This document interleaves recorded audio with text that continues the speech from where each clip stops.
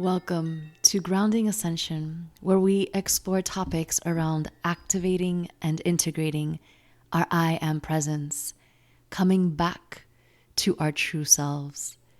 I am your host, Celeste Glus. Welcome back, friends, to another episode of Grounding Ascension. This is the third of a three-part series on the new role of fertility. It came to me this week, all of it. So I'm really excited to be getting it out to you. And this very specific episode is a special one to my heart because I'm going to be mentioning and talking about the ancient wisdom of fertility, most specifically related to the time of Lemuria. So if you have heard about the first episode that I made on my path on awakening and ascension, it began with connecting to Lemuria, one of the big reasons that I live here on Hawaii. So the way that most of this information has come to me is the same way that it came to me while writing my book. And the reason why I'm telling you this is because there might be a point through this episode where you are thinking to yourself, okay, but how did you get this information? And if you've written my book, you probably already know that I wrote a lot on the ancient civilization of Lemuria. So the same way that that part of the book came to me, the same format takes today. I basically sit and receive the information. Now, what I do with it and what you do with it is completely up to you. I find that this is not something that is for everybody. So take it as it resonates, and if it doesn't, just take it to the side. But I will be tying it back to today's modern world. So whether you resonate with a part of Lemuria or not, I ask that you stick with me today and see it through the end and see how everything comes together. So, like I mentioned before, let's talk about fertility in the terms of ancient wisdom during the time of Lemuria.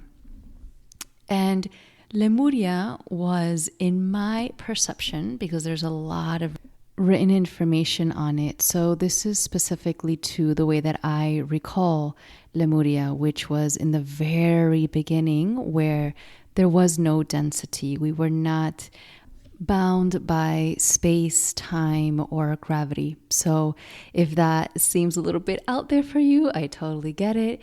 I write all about it in my book, I Am Lemuria. But just to give you a background, right? This is wisdom that is coming through from, I'm not even going to put a date on it because it might just, let's just say the time just doesn't matter when we talk about this kind of stuff. So because we were not bound by these dynamics, there was no urgency or fear of not being able to pass down our information to quote unquote future generations because that reality simply didn't exist. I find that many people in today's world have this subconscious or maybe even conscious urgency and fear of not being able to pass down certain information to their own bloodline, to their own future familial generation. So this, in the time of Lemuria, according to what I remember, did not actually exist. We actually used crystals, we used water, we used the ocean, we used life as a means of storing information. And I explain all of that in the book. But basically, the use of the quantum world was a very common thing. Everything was always available. We didn't have to worry about how information would be passed down because it was stored in the quantum realm, right? It was stored in the crystals, in the water, in the ocean, through crystalline structures. So if that was the case back then, and reproduction and birthing children were not a necessity. It wasn't based out of fear, or it wasn't based out of having to pass information down. the continuation of the civilization did not depend on having children, basically, right? So if that's not at the forefront of society, then what role did fertility play? And it's bizarre how this question just popped up in my consciousness recently, because as I wrote the book, I never spoke about fertility in regards to the civilization and how it was looked at. So this is information that just recently came in. So even nowadays, right, fertility is represented by the feminine, by the mother, by the earth, crops, fertilization, sex, reproduction. In Lemuria, fertility was the ability to not only create something, but to actually sustain it through quote unquote time. Because remember, we weren't locked into the time dynamics that we are now. So for something to exist through time meant something totally different back then than what it did now. But for the sake of this conversation, understand that in Lemuria, fertility was the ability to not only create, because creation was very malleable at the time, it was very easy to create things. The true lesson in creation was the ability to gain fertility through your creation. And that meant that your creation was able to stand the test of time. And how would you do that? Well, at some point, what you created would eventually become your teacher. So if you could think of it in the terms of nowadays, when people have children, they have the ability to see their own children as their own teachers, right? And you see a lot of people having this mentality, of course, not 100% of the time, right? But there are so many things that children can teach us. And so this sort of relationship with creation becoming the wisdom and becoming your teacher was very much at the forefront of what represented fertility in the times of Lemuria. Again, I understand that there's a lot of information that I just threw at you. So let me break it down just a little bit. Creation at the time of Lemuria was very malleable. We weren't under this density. So the ability to create and uncreate was very quick. It was a very high dimensional, high frequency civilization. So because of that, again, creation wasn't a challenge. Birthing something new wasn't hard. It was actually one of the easiest things to do because everything was so instantaneous. The challenge was having a reason for that creation to stand through time.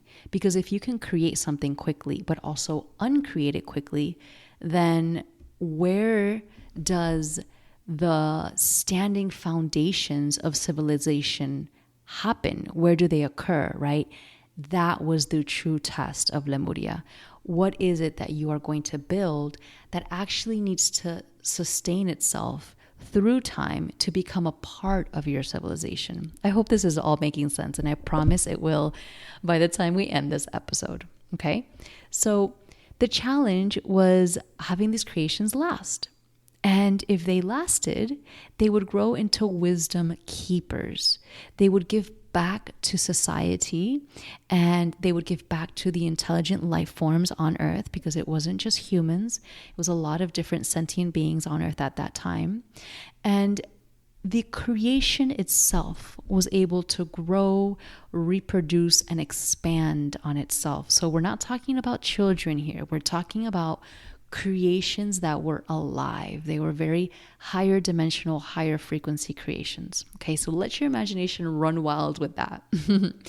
Now, fertility of any being was determined by their ability to create something that could stand the test of time, inherently becoming a teacher and bearing gifts of wisdom to the society at hand. Now, that fertility concept didn't come from Lemuria. It was an interdimensional, universal, cosmic law, if you could say, okay? Now, I'm going to go a little bit cosmic on you, so bear with me. This is where my cosmic consciousness all comes into play. I promise I'm going to be grounding it all back into Earth, okay? So this concept of fertility didn't come from Earth, right? This concept of fertility was originally from the cosmos. It starts from the true initiation of the universe to create and to explore itself. So if we talk about fertility in relation to the creation of planets and galaxies and solar systems and celestial beings, right? Everything in our awareness is alive. So how did these things come into being? Well, I'm not going to go into all of that, but I can tell you that fertility is seen as those who have had the most experience in creation through time. So now we're talking about extraterrestrial beings. We're talking about celestial beings. We're talking about multidimensional intelligence, okay? However you want to label it. And so the concept of fertility for them is that I just spoke of about in Lemuria. Who has the most experience in creation through time? Now we know that time dynamics don't apply when we go out into the cosmos and into the universe. So same thing that applied to Lemuria applies to the cosmic consciousness, right? There's no time, there's no density, but hence there's still a form of creation that is constantly growing, evolving on itself, and at some point becoming a teacher to those around them. I know this might sound a little bizarre to you, but it's actually the intelligence of life forms all across the cosmos. So for example, a young creator being, right? You can say a young creator being like an alien or extraterrestrial or a sentient being, an angel, whatever you want to call it. It's so totally not important what you label it. So a creator being that is young, that has just been, let's say, quote unquote, birthed, has very little experience with creation, right? Hence, their awareness and their ability to use fertility is relatively small, right? They're newborns. We're talking about like children here of the cosmos. They don't have experience with it. They must begin their fertility experiments with small things like plants, like mini animals, like bits of stardust, things like that. Because the potential of their soil, which is what I spoke about in last episode, is very young. It requires maturation. Okay? So as they grow, they attain more knowledge and wisdom and experience, so they can move on to greater creations. And what do these greater creations look like? They look like planets, they look like solar systems, entire race of beings, and so on. I'll let your imaginary system run wild with that one as well. So, in essence, fertility across the expansion of time and space as we know it is the ability to create something which will give us the fruits of wisdom and knowledge, no matter if you're talking about the cosmos or on Earth in the time of Lemuria and what is happening right now. So this brings us to the very moment of the present day. All right, so let's ground everything that I just said. Currently, fertility in our society, and I already spoke about this in the last 2 episodes, so I'm going to make it very short, is only thought about mainly by women, sometimes by men, but mostly by women who are ready to have children. Okay, so this entire conversation, how did it come up for me, right? Well, in my case, I'm choosing not to have children, at least not for the time being. And as a woman in her early 30s, I'm left with a little possibility, a tiny 1x1 dimensional box of exploring fertility under what society would define it to be. Now, with my work, I have actually found the exact opposite. The divine feminine is showing me an entirely new perception of fertility, which you have already heard about in the last 2 episodes. And it just so happens to be that I am being shown a whole new side of the mystery of fertility and our ability to reawaken it, most especially for people and women who are choosing not to birth children. Now, this information goes for everybody, right? But most specifically for women who may feel like fertility has nothing to do with their lives because they're not choosing to have children, right? I invite you to get curious about that and be open to exploring how fertility can actually take on a whole new role in your life. I want to give you an example that actually happened to me in the beginning of my path. Now, I had no idea that this was related to fertility. I didn't have those concepts, but I can tell you that there was a point in time where I began to channel. I began to receive a lot of information, much of which I had no idea what to do with. And what I did was, in the beginning, I just wrote it down for a while, and I would receive it from time to time, but it began to speed up, and the channelings would come in more and more, and I felt like they were completely useless. So I decided to cut that off, right? Because we do have a choice on the path as we awaken certain senses, if we want to deepen those senses, if we want to deepen the things that are being given to us. So I decided this is completely impractical. It's not serving my work at this time. And so I decided to cut it off. Now, what's happening now, fast forward a few years later, with my work specifically with the divine feminine, is I am understanding and I'm seeing how this sort of channeling has now become a part of my life. And I'm no longer channeling information that is impractical or doesn't have a use in my life. Instead, I'm noticing that all of my work is being channeled through me. And you can say, in other words, that the work that I am doing is simply being created and expressed out into the world without me giving it much thought. That's basically what channeling can be understood as.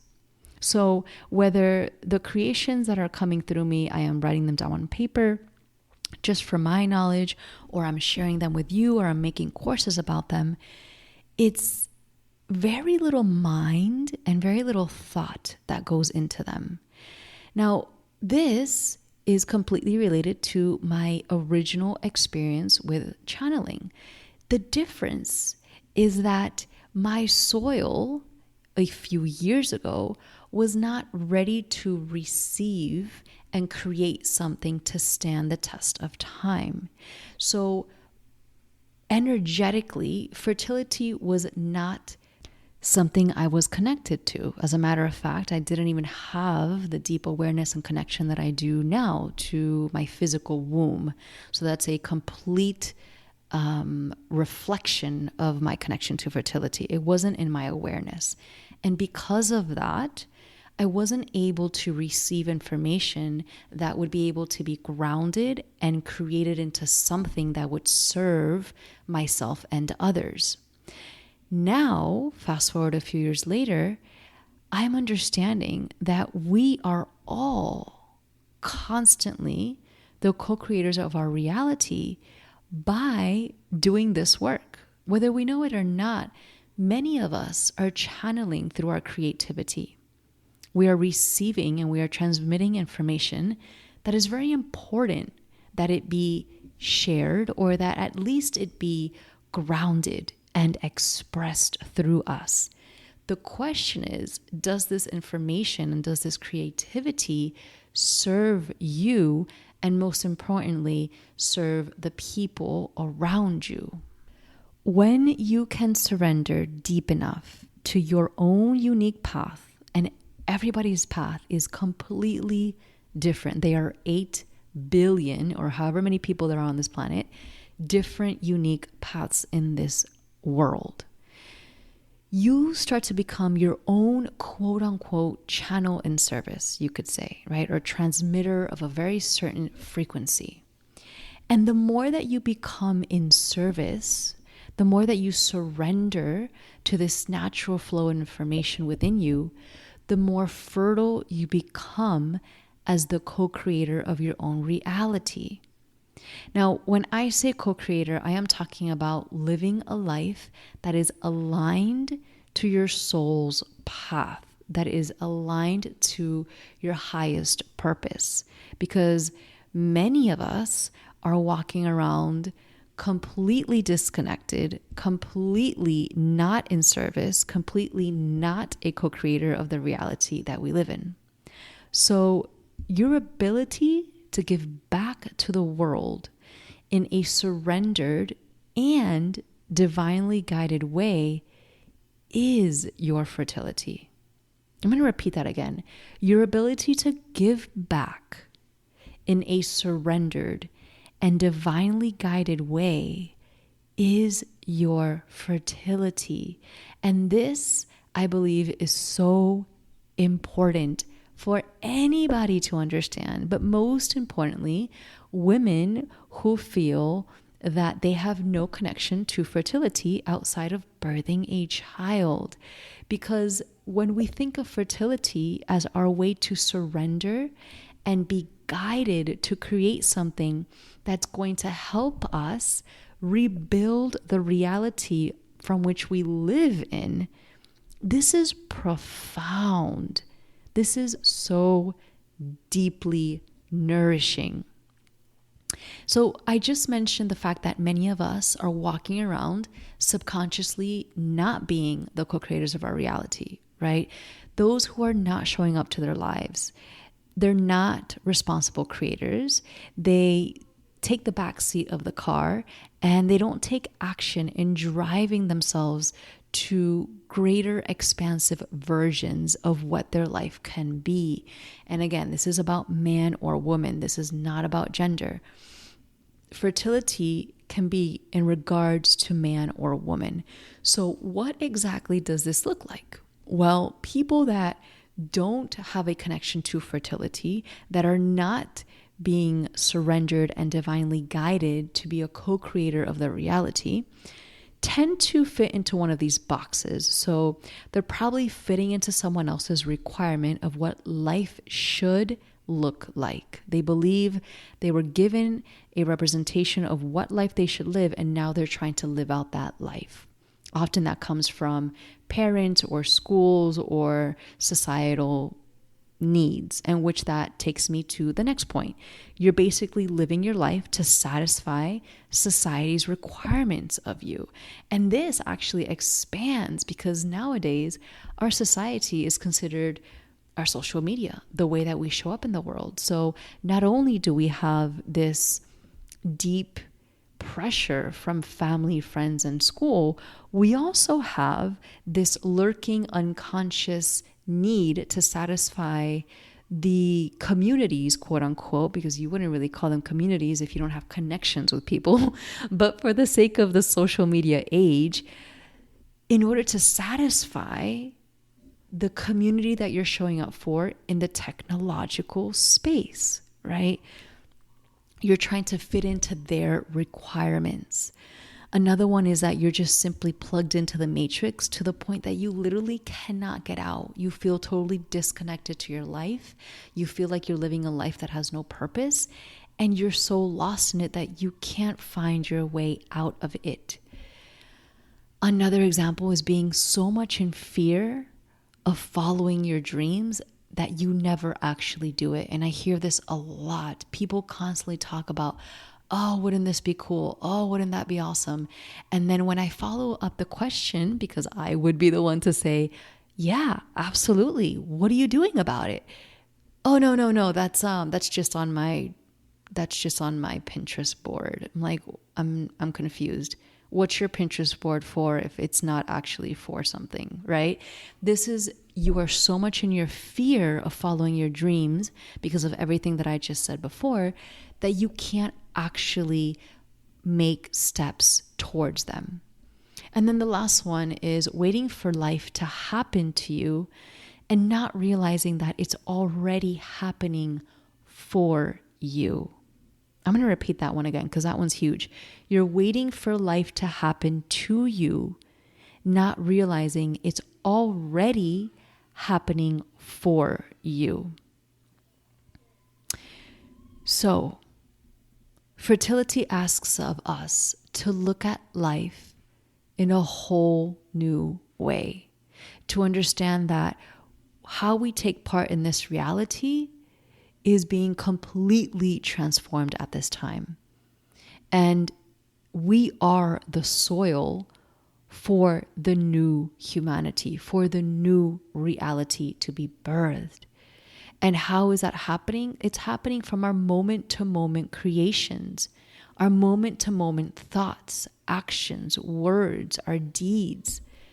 The way that we break the fabric of existence in this now moment through our thoughts, our actions, our words is how we are birthing the new humanity.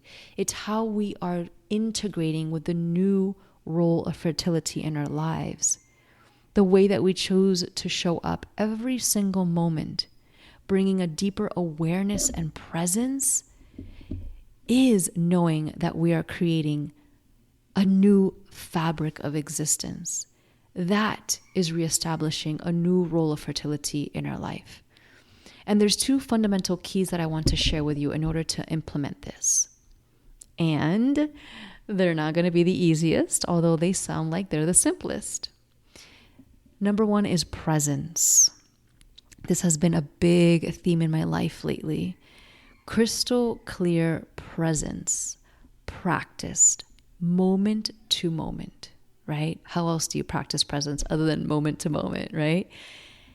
Everything that I read and have been exploring continuously is coming back to the power of being present. It is such a fundamental part of our existence, and it is so powerful. And yet we are so far from being present every single breath we take. Like I mentioned earlier, so many of us are living lives from subconscious programming that was given to us before the time we could even speak. Some would claim even from the time of the womb. Some would claim even before we were in the womb. So it's deep how much we need to begin being present. If we're going to rebuild the soil of our lives, if we're going to really create a relationship with fertility in our lives and be the birthers of the new soil of this new reality, we need to begin to practice presence. And so the next tip or step to practicing this presence is awareness. And I know that they sound really similar, but they're not. Awareness is a deep and intimate connection to self. And by no means is this easy, especially in today's world, right? We're constantly bombarded by entertainment, by media, by flashes of information and food and blah, blah, blah, blah, blah. And hence the need for awareness. Awareness is our ability to create such a subtle opening in our senses that we become one with our surrounding. We begin to receive exactly what we need, not what clashes against us moment to moment.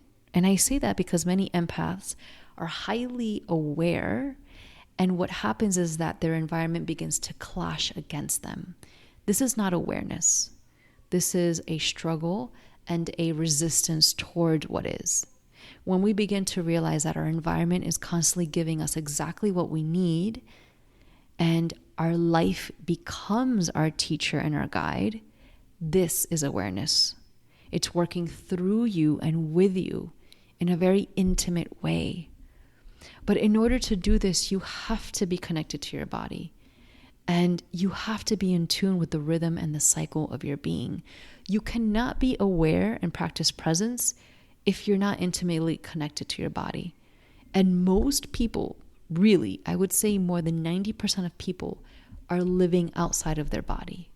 They're living in the mental space. They're not connected to their body. They're living from a subconscious programming.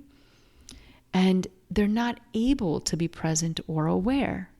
So I'm not asking any small thing of you. I get it. To practice presence and awareness is freaking tough.